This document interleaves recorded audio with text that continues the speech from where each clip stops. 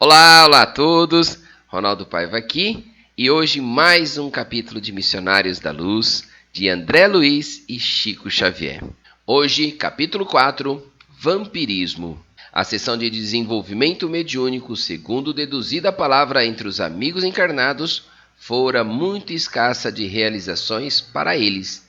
Todavia, não se verificava o mesmo em nosso ambiente, onde se podia ver enorme satisfação em todas as fisionomias, a começar de Alexandre, que se mostrava jubiloso.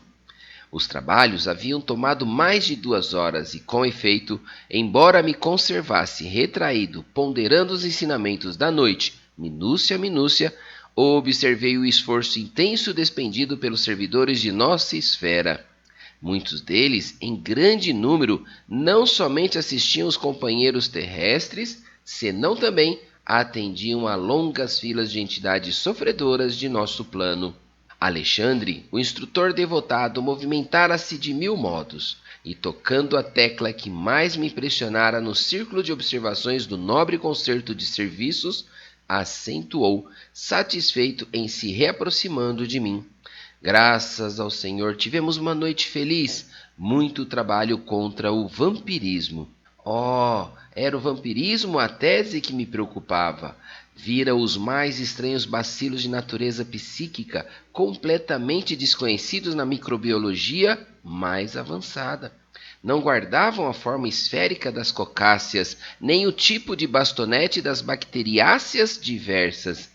Entretanto, formavam também colônias densas e terríveis. Reconhecera-lhes o ataque aos elementos vitais do corpo físico, atuando com maior potencial destrutivo sobre as células mais delicadas. Que significava aquele mundo novo? Que agentes seriam aqueles caracterizados por indefinível e pernicioso poder? Estariam todos os homens sujeitos à sua influenciação? Não me contive, expus ao orientador francamente minhas dúvidas e temores. Alexandre sorriu e considerou. Muito bem, muito bem. Você veio observar trabalhos de mediunidade e está procurando seu lugar de médico. É natural. Se estivesse especializado noutra profissão, teria identificado outros aspectos do assunto em análise.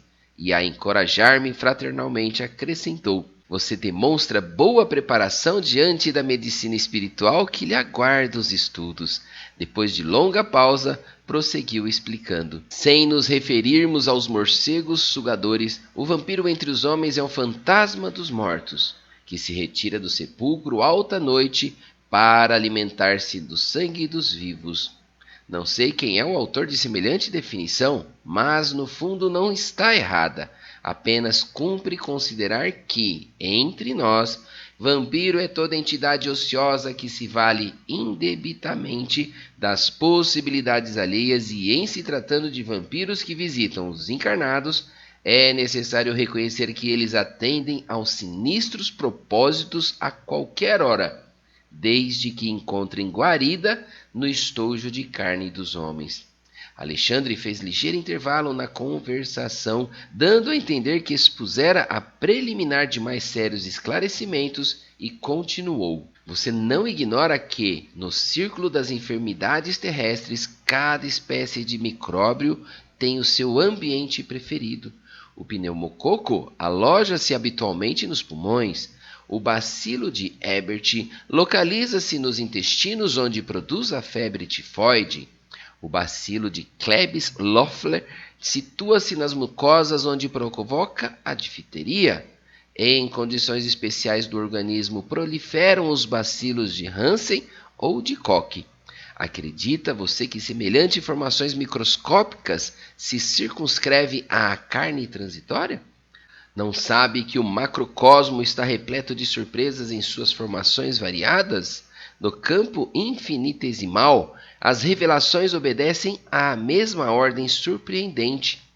André, meu amigo, as doenças psíquicas são muito mais deploráveis. A patogênese da alma está dividida em quadros dolorosos. A cólera, a intemperança, os desvarios do sexo, as viciações de várias matizes formam criações inferiores que afetam profundamente a vida íntima. Quase sempre o corpo doente assinala a mente enfermiça. A organização fisiológica, segundo conhecemos no campo de cogitações terrestres, não vai além do vaso de barro dentro do molde pré-existente do corpo espiritual. Atingindo o molde em sua estrutura pelos golpes das vibrações inferiores, o vaso refletira imediatamente. Compreendi onde o instrutor desejava chegar, entretanto, as suas considerações relativas às novas expressões microbianas davam ensejo a certas indagações. Como encarar o problema das formações iniciais? Enquadrava-se a afecção psíquica no mesmo quadro sintomatológico que conhecera até então para as enfermidades orgânicas em geral? Haveria contágio de moléstias da alma? E seria razoável que assim fosse na esfera onde os fenômenos patológicos da carne não mais deveriam existir? Afirmara Virchow que o corpo humano é um país celular, onde cada célula é um cidadão, constituindo a doença um atrito dos cidadãos, provocado pela invasão de elementos externos. De fato, a criatura humana desde o berço deve lutar contra diversas flagelações climáticas, entre venenos e bactérias de variadas origens. Como explicar agora o quadro novo que se defrontava os escassos conhecimentos? Não sobtei a curiosidade, recorrendo à admirável experiência de Alexandre, e perguntei: ouça, meu amigo, como se verificam os processos mórbidos de ascendência psíquica? Não resulta a afecção do assédio de forças exteriores? Em nosso domínio, como explicar a questão? É a viciação da personalidade espiritual que produz as criações vampirísticas, ou estas que avassalam a alma, impondo-lhe certas enfermidades? Nesta última hipótese, poderíamos considerar a possibilidade do contágio? O orientador ouviu-me atencioso e esclareceu. Primeiramente, a semeadura, depois a colheita, e tanto as sementes de trigo como de escalracho, encontrando terra propícia, produzirão a seu modo e na mesma pauta de multiplicação.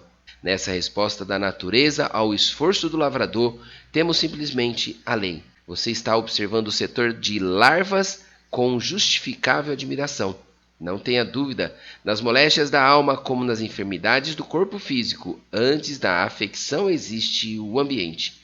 As ações produzem efeitos, os sentimentos geram criações, os pensamentos dão origem a formas e consequências de infinitas expressões. E em virtude de cada espírito representar um universo por si, cada um de nós é responsável pela emissão das forças que lançamos em circulação nas correntes da vida. A cólera, a desesperação, o ódio e o vício oferecem campo a perigosos germes psíquicos na esfera da alma. E qual acontece no terreno das enfermidades do corpo, o contágio aqui é fato consumado, desde que a imprevidência ou a necessidade de luta estabeleça ambiente propício entre companheiros do mesmo nível. Naturalmente, no campo da matéria mais grosseira, essa lei funciona com violência, enquanto entre nós se desenvolve com as modificações naturais. Aliás, não pode ser de outro modo, mesmo porque não ignora que muita gente cultiva a vocação para o abismo. Cada viciação particular da personalidade produz as formas sombrias que lhe são consequentes, e estas, como as plantas inferiores que se alastram no solo, por relaxamento do responsável, são extensivas às regiões próximas onde não prevalece o espírito de vigilância e defesa, evidenciando extrema prudência no exame dos fatos e prevenindo-me contra qualquer concepção menos digna no círculo de apreciações da obra divina, acrescentou: sei que a sua perplexidade é enorme. No entanto, você não pode esquecer a nossa condição de velhos reincidentes no abuso da lei. Desde o primeiro dia de razão na mente humana, a ideia de Deus criou princípios religiosos, sugerindo-nos as regras de bem viver. Contudo, à medida que se refinam conhecimentos intelectuais, parece que há menor respeito no homem para com as dádivas sagradas. Os pais terrestres, com raríssimas exceções, são as primeiras sentinelas viciadas, agindo em prejuízo dos filhinhos. Comumente aos 20 anos, em virtude da inércia das vigias no lar, a mulher é uma boneca e o homem um manequim de futilidades doentias, muito mais interessados no serviço dos alfaiates que no esclarecimento dos professores. alcançando o monte do casamento, muitas vezes são pessoas excessivamente ignorantes ou demasiadamente desviadas. Cumpre ainda reconhecer que nós mesmos, em todo o curso das experiências terrestres, na maioria das ocasiões fomos campeões do endurecimento e da perversidade contra as nossas próprias forças vitais. Entre abusos do sexo e da alimentação, desde os anos mais tenros, nada mais fazíamos que desenvolver as tendências inferiores, cristalizando hábitos malignos. Seria, pois, de admirar tantas moléstias do corpo e degenerâncias psíquicas? O plano superior jamais nega recursos aos necessitados de toda a ordem e, valendo-se dos mínimos ensejos, auxilia os irmãos de humanidade na restauração de seus patrimônios, seja cooperando com a natureza ou inspirando a descoberta de novas fontes medicamentosas e reparadoras. Por nossa vez, em nos despojando dos fluidos mais grosseiros através da morte física, à proporção que nos elevamos em compreensão e competência, transformamo-nos em auxiliares direto das criaturas. Apesar disso, porém, o cipoal da ignorância é ainda muito espesso e o vampirismo mantém considerável expressão porque, se o Pai é sumamente misericordioso, é também infinitamente justo. Ninguém lhe confundirá os desígnios e a morte do corpo quase sempre surpreende a alma em terrível condição parasitária. Desse modo, a promiscuidade entre os encarnados indiferentes à lei divina e os desencarnados que a ela têm sido indiferentes é muito grande na crosta da terra. Absolutamente sem preparo e tendo vivido muito mais de sensações animalizadas que de sentimentos e pensamentos puros, as criaturas humanas além do túmulo, em muitíssimos casos, prosseguem imantadas nos ambientes domésticos que se lhe alimentava o campo emocional. Dolorosa ignorância prende-lhes os corações repletos de particularismos, encarceradas no magnetismo terrestre, enganando a si próprias e fortificando suas antigas ilusões.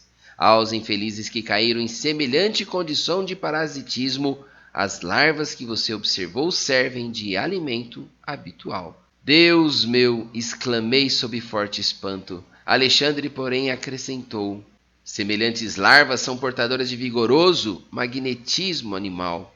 Observando talvez que muitas e torturantes indagações se me entrechocavam no cérebro, o instrutor considerou: naturalmente que a fauna microbiana em análise não será servida em pratos. Bastará ao desencarnado agarrar-se aos companheiros de ignorância, ainda encarnados, qual erva daninha aos galhos da árvore, e sugar-lhes a substância vital. Não conseguia dissimular o assombro que me dominava. Por que tamanha estranheza? Perguntou o cuidadoso orientador. E nós outros, quando nas esferas da carne, nossas mesas não se mantinham à custa das vísceras de touros e das aves? A pretexto de buscar recursos proteicos, exterminávamos frangos e carneiros, leitões e cabritos incontáveis. Sugávamos os tecidos musculares, roíamos os ossos, não contentes em matar os pobres seres que nos pediam roteiros de progresso e valores educativos, para melhor atenderem à obra do Pai, dilatávamos os requintes da exploração milenária e infligíamos a muitos deles determinadas moléstias para que nos servissem ao paladar com a máxima eficiência. O suíno comum era localizado por nós em regime de ceva e o pobre animal, muita vez à custa de resíduos, devia criar para nosso uso certas reservas de gordura até que se prostrasse de todo ao peso de banhas doentias e abundantes. Colocávamos gansos nas engordadeiras para que hipertrofiassem o fígado, de modo a obtermos pastas substanciosas destinadas a quitutes que ficaram famosos, despreocupados das faltas cometidas com a suposta vantagem de enriquecer os valores culinários. Em nada nos doía o quadro comovente das vacas-mães em direção ao matadouro, para que nossas panelas transpirassem agradavelmente. Encarecíamos com toda a responsabilidade da ciência a necessidade de proteínas e gorduras diversas, mas esquecíamos de que a nossa inteligência, tão fértil na descoberta de comodidade e conforto, teria recursos de encontrar novos elementos e meios de incentivar os suprimentos proteicos ao organismo sem recorrer às indústrias da morte. Esquecíamos-nos de que o aumento dos laticínios para enriquecimento da alimentação constitui elevada tarefa, porque tempos virão para a humanidade terrestre em que o estábulo como lar será também sagrado. Contudo, meu amigo, propus-me a considerar a ideia de que muita gente na Terra vive à mercê de vampiros invisíveis é francamente desagradável e inquietante. E a proteção das esferas mais altas e o amparo das entidades angélicas, a amorosa defesa de nossos superiores? André, meu caro, falou Alexandre benevolente, devemos afirmar a verdade, embora contra nós mesmos. Em todos os setores da criação, Deus, nosso Pai, colocou os superiores e os inferiores para o trabalho de evolução, através da colaboração e do amor, da administração e da obediência. Atrever-nos-íamos a declarar, porventura, que fomos bons para os seres que nos eram inferiores?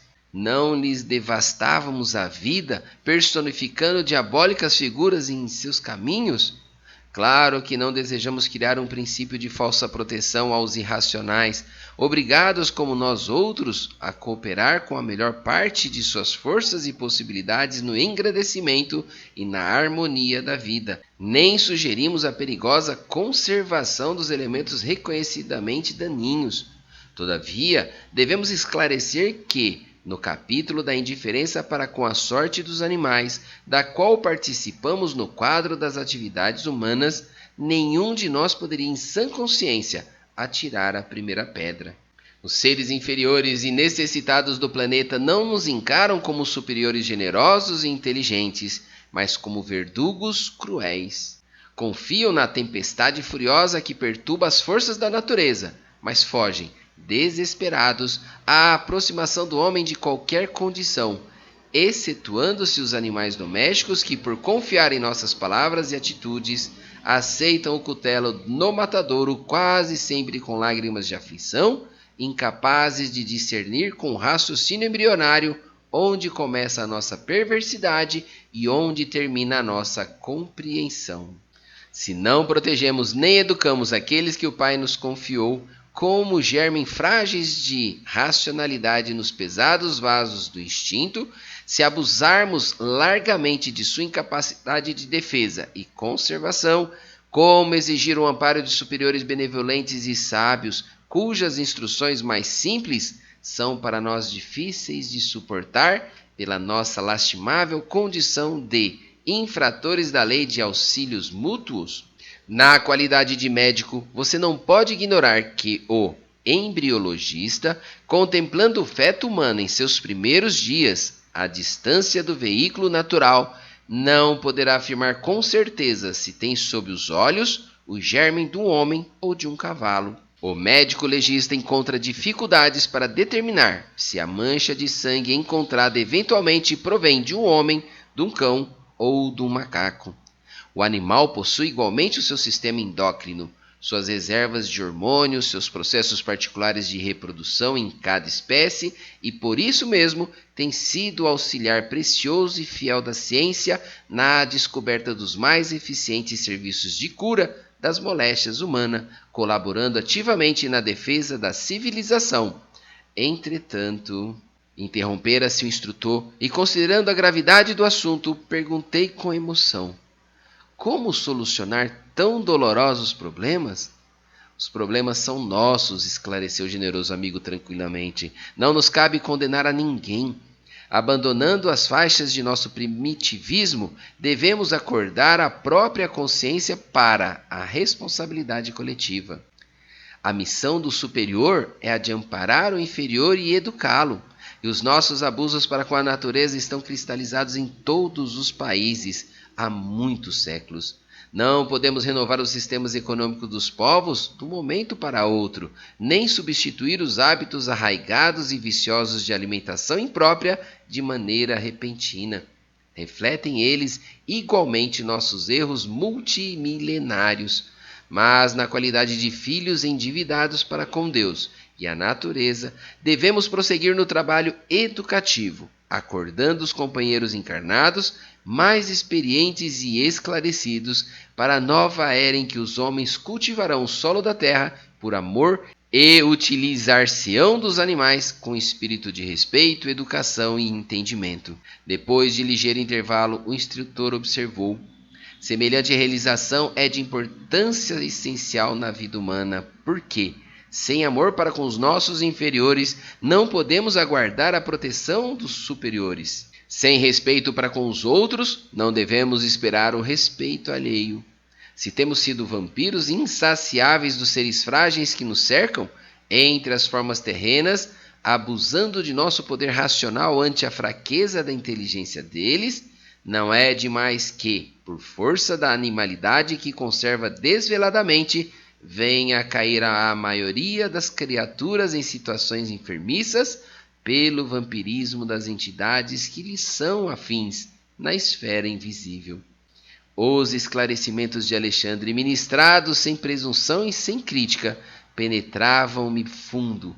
Algo de novo despertava-me o ser. Era o espírito de veneração por todas as coisas, o reconhecimento efetivo do paternal poder do Senhor do Universo. O delicado orientador interrompeu-me, o transporte de íntima adoração ao Pai acentuando.